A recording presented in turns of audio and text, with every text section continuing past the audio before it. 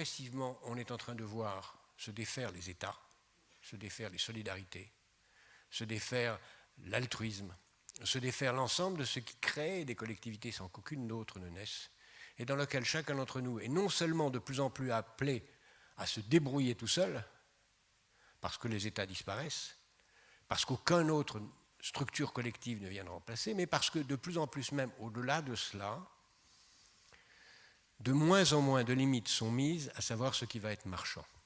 Autrement dit, et c'est ce dont vous avez entendu parler, ce dont vous entendrez parler, ce dont on parle les uns et les autres tous les jours, c'est de chercher en permanence avec quoi est-ce que je vais pouvoir faire de l'argent?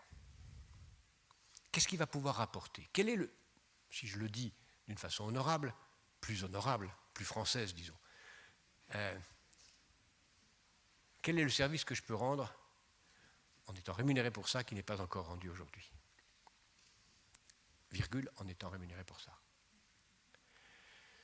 Et si on pousse plus loin le raisonnement, on s'aperçoit qu'aujourd'hui, nous sommes entrés dans une logique où cet individualisme qui va de plus en plus être amené à idéologiquement remplacer les structures collectives qui sont en train de disparaître par une globalisation sans règles, va pousser à marchandiser à peu près tout et n'importe quoi.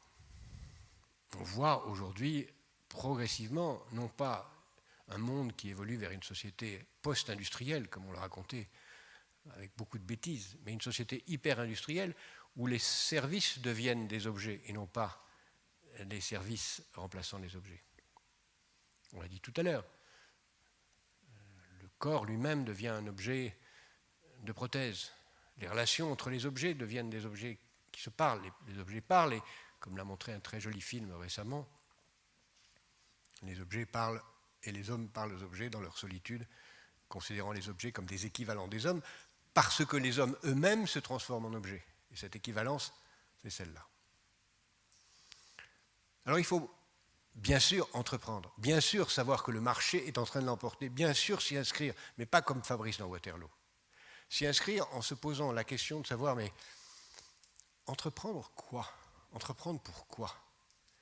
Qu'est-ce qui est important à entreprendre? Quelle est la chose la plus importante que je dois entreprendre? Est-ce que c'est créer de la valeur? Peut-être, ça peut être utile. Mais la chose la plus importante à entreprendre, me semble-t-il, tout simplement, c'est notre propre vie. La première entreprise que nous avons à gérer, c'est notre vie. Et c'est celle-là qu'il faut gérer comme une entreprise. Je dirais, idéalement, c'est toutes les entreprises qu'il faudrait gérer comme nous aimerions gérer notre vie. Et notre vie, comment faudrait-il, sans être ici pour faire un prêche, la gérer? Nous avons deux choix.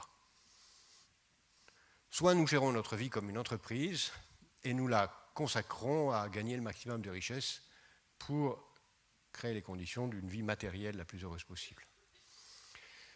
Ou nous considérons que notre vie n'a de sens que si elle est une œuvre d'art. Une œuvre d'art. Non pas le moyen d'acheter des œuvres d'art, mais elle-même une œuvre d'art. Et une œuvre d'art, ça veut dire quelque chose d'unique, quelque chose qui est beau, quelque chose qui laisse une trace dans le souvenir des autres, quelque chose qui permet d'apporter à l'humanité quelque chose que d'autres n'auront pas apporté, puisque par définition, une œuvre d'art est unique. Nous sommes tous comme des musiciens, chacun vivant son instrument. Parfois, nous jouons seuls, ou nous jouons avec les autres. Parfois, nous sommes partie d'un orchestre qui se réunit provisoirement pour une soirée. Parfois, nous appartenons à un orchestre qui nous dépasse. Et dans ce cas-là, on peut dire qu'on a été au service de l'humanité. Je vous remercie.